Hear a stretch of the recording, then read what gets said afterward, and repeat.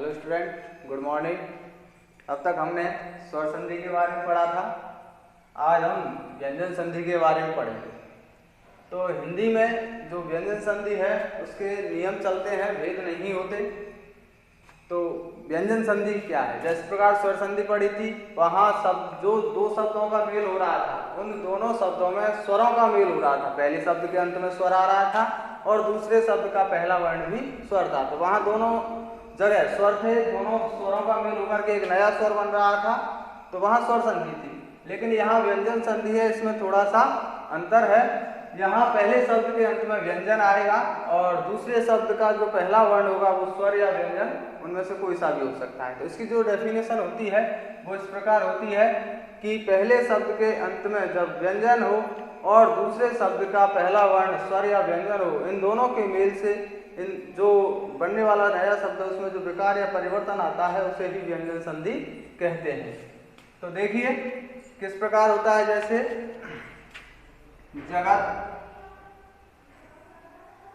जगत प्लस ई, पहले शब्द के अंत में व्यंजन है, दूसरा शब्द का जो पहला वर्ण है वो स्वर है। अब ये जो तय है, इस तय में परिवर्तन होगा, ये हो जाएगा जगत दो, तय की जगह द बन जाएगा और ई इधर से आएगा। अब इन दोनों का मेल होके एक नया शब्द बनेगा, वो होगा जगदीश।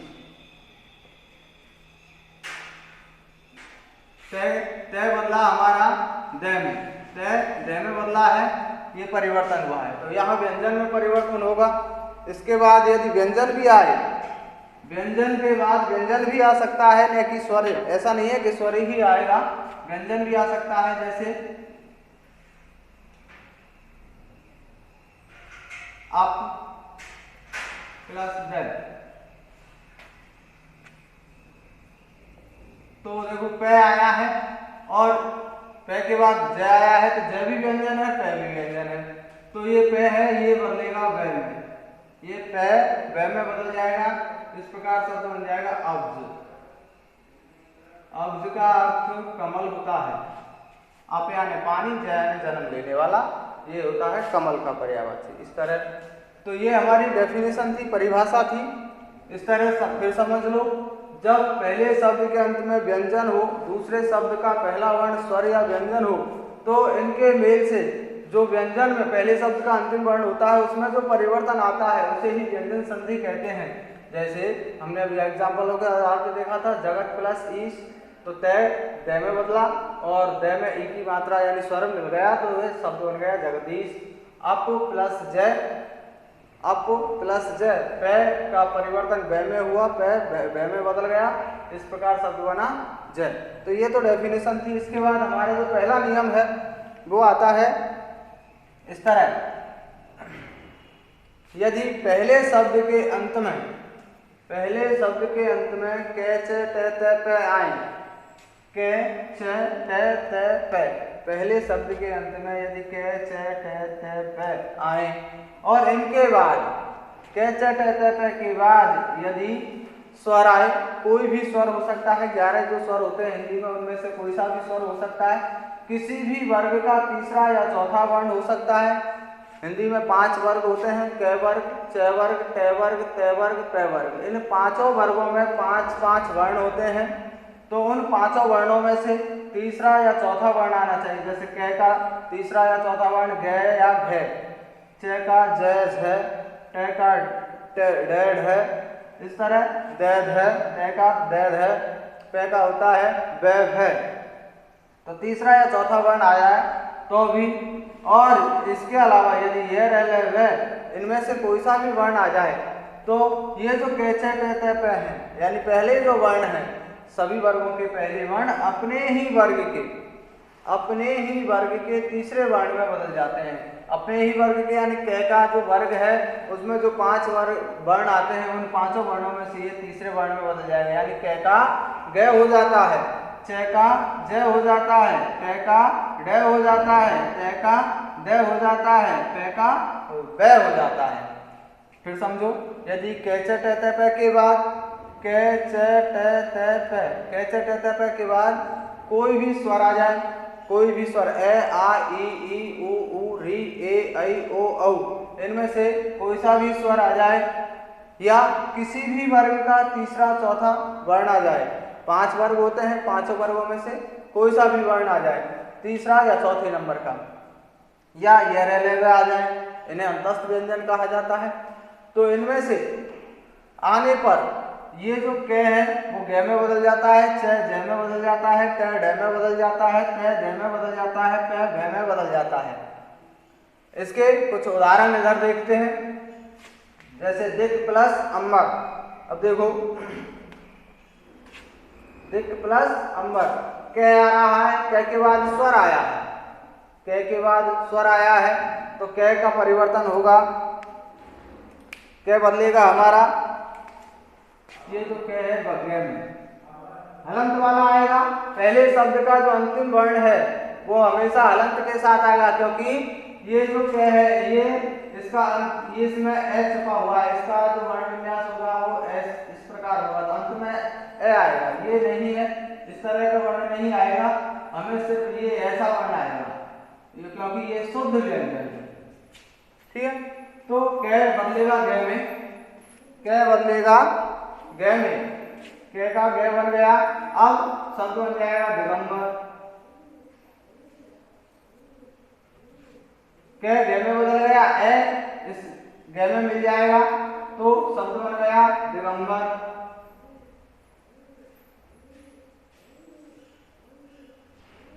इसी प्रकार अच प्लस अंत, अच, अब छ का परिवर्तन किस में होगा, छ का परिवर्तन होगा ज में, और ज में ए मिल जाएगा तो शब्द बन जाएगा अजंत।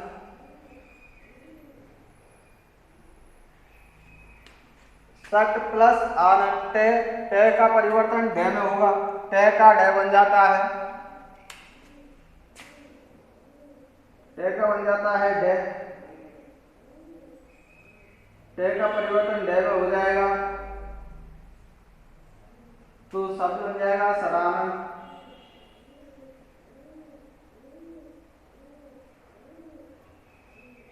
सड़ानंद कार्तिकेय का पर्यायवाची है, कार्तिकेय का पर्यायवाची होता है सड़ानंद। सत प्लस आचार, त का द बनेगा, त का द बन जाएगा, त का द, क्योंकि तीसरा जो वर्ण है वो द ही होता है, और द में आ मिल जाएगा, सत बन जाएगा सदाचार। सदाचार। आपको प का तीसरा वर्ण होता है प वर्ग का व, प वर्ग का तीसरा वर्ण व होता है, तो प का परिवर्तन व में हो जाएगा, शब्द बन जाएगा अब्द। अब्द का अर्थ बादल होता है और वर्ष भी होता है, समय की जो इकाई है वर्ष वो भी होता है। इस तरह ये हमारा पहला नियम था। फिर समझो कि क च ट त प के बाद, क च ट त प के बाद यदि कोई स्वर आता है, कोई भी स्वर आ जाए या किसी वर्ग का तीसरा चौथा वर्ण आ जाए, तीसरा चौथा वर्ण या फिर यह र ल व आए, तो इनके आने से इनके बाद इनमें से कोई सा भी आ जाए, तो इनके बाद इनमें से कोई सा भी आएगा तो क का परिवर्तन ग में हो जाएगा, यानी क अपने ही वर्ग के तीसरे वर्ण ग में बदल जाएगा। छ का ज हो जाता है, ट का ड हो जाता है, ट का द हो जाता है, प का ब हो जाता है। उदाहरणों के माध्यम से देख लिया। क ग में बदला, शब्द बना दिगंबर, दिक प्लस अंबर, दिक यानी दिशा, अंबर यानी वस्त्र, दिशा ही जिनके वस्त्र हैं वो दिगंबर कहलाते हैं। अजंत, अजंत शब्द है, छ का ज बना है, अच प्लस अंत, सट प्लस आनंद, सट यानी छह, आनंद यानी मुंह, जिसके 6 मुंह है होते हैं उसे सड़ानंद कहते हैं, अर्थात कार्तिकेय। सत प्लस आचार, तो त का द बना, त का द बना, शब्द बना सदाचार, त का द बन गया, शब्द बन गया सदाचार। इसी प्रकार अप प्लस द, प का परिवर्तन ब में हुआ और शब्द बन गया अब। अब ये कुछ हमारे नियम थे और इन्हीं नियमों के अकॉर्डिंग कुछ शब्द हैं जिनके संधि विच्छेद करके आपको बताए जा रहे हैं किस तरह संधि विच्छेद किया जाता है।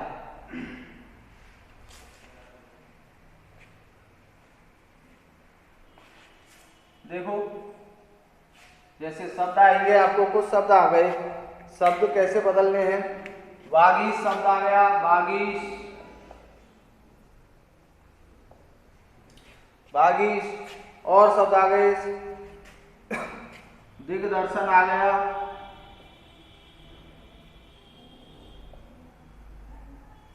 तो इनको कैसे बदलेंगे हम। जैसे वागीश आ गया, वागीश, तो वागीश शब्द है वर्ण विन्यास ब प्लस आ प्लस ग प्लस ई प्लस ए, इस तरह वर्ण विन्यास हुआ। अब हमें जो नियम है उन नियमों को याद रखना है कि इनमें कौन सा शब्द कहाँ परिवर्तन होता है, कौन सा वर्ण में क्या परिवर्तन होता है। तो वह का वही रहता है, यहाँ ये जो ग है ये बदला है, इसमें परिवर्तन होगा। ये परिवर्तन ग का जो परिवर्तन है वो मूल रूप में लाना है वापस। तो ग किसके स्थान पर बनता है, क के स्थान पर, के स्थान पर बनता है। तो इसका जो वर्ण शब्द बनेगा, पहला शब्द बन जाएगा बाक। बाक यानी वाणी, हमारी जो आवाज है वो होती है, प्लस इधर से ये आ जाएगा, इधर से ये बन जाएगा ईश, ईश यानी स्वामी। बाक प्लस ईश, बागीश शब्द बनेगा, बाक प्लस ईश, बागीश। इसी तरह दिग्दर्शन, बागीश बृहस्पति जो होते हैं, बृहस्पति उनका पर्यायवाची होता है, बागीश्वरी सरस्वती का पर्यायवाची होता है। दिक् प्लस दर्शन, तो ऐसे ही प्रकार देखो, द प्लस ई प्लस के प्लस द प्लस ए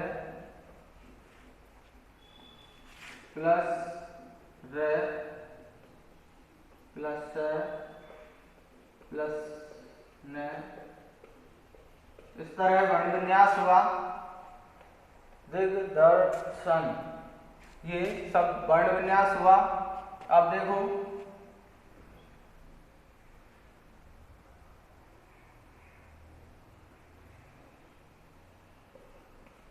ये जो ग है, ये ग ही परिवर्तन हुआ है। तो यहाँ गैर मूल रूप में आएगा अपने में क, तो इसका संधि विच्छेद हो जाएगा। दिक, दिक यानी दिशा, जो हमारी दिशाएं होती हैं, प्लस दर्शन, एक शब्द ये बन जाएगा, यहाँ से यहाँ तक एक ये बन जाएगा, दिक दर्शन। इस तरह हमारा संधि विच्छेद करना है। और भी देख लो,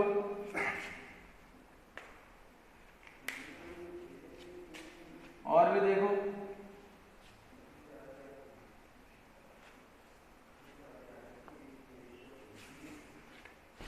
जगदम्मा,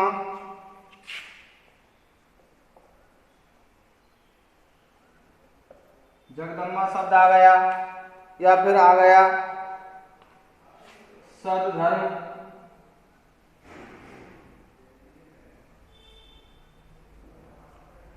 ये शब्द आ गए। तो देखो जगदम्बा में यहाँ से द बन रहा है, ग भी बन रहा है, ग भी बन रहा है, लेकिन मूल जो शब्द है उसके सार्थक शब्द निकालने यहाँ द आ रहा है।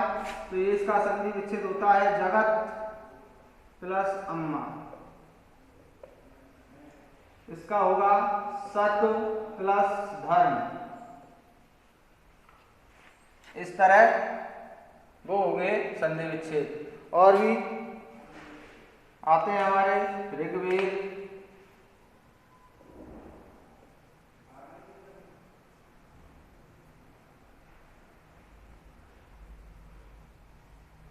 और भी देख लो, षडगुण,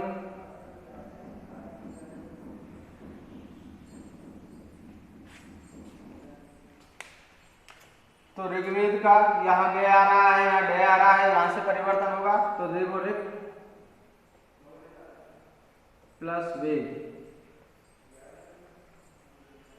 इसी प्रकार इसका होता है सट प्लस गुण।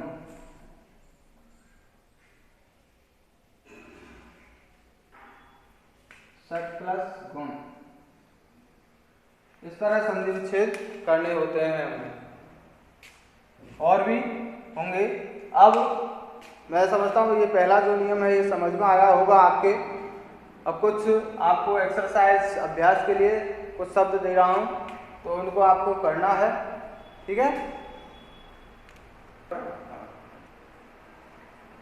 तो स्टूडेंट, हमने अभी पहला नियम पढ़ा है और उस नियम के कुछ शब्द मैं आपको दे रहा हूँ। ये आपको सेल्फ करने, खुद करने हैं और इनके आंसर आपको कमेंट बॉक्स में लिखने हैं। यदि कोई भी शब्द समझ में नहीं आता है, किसी चीज़ में कुछ प्रॉब्लम आती है किसी शब्द में, तो उसका आप कमेंट बॉक्स में आप लिख दो, हम उसका सॉल्यूशन कर देंगे। यदि वहाँ भी नहीं आता है तो अपनी जब क्लासेस, रेगुलर क्लासेस चलेंगी तो वहाँ उसका विचार विमर्श कर लिया जाएगा, ठीक है स्टूडेंट। और एक मुख्य बात आपसे कहनी है कि हमारी, अगर आप लाइव क्लासेस से जुड़ना चाहते हो, स्कूल की यदि लाइव क्लासेस से जुड़ना चाहते हो, तो उसके लिए हमें 1000 सब्सक्राइबर्स की ज़रूरत होती है और हमें 2 दिन में 200 सब्सक्राइबर मिल चुके हैं।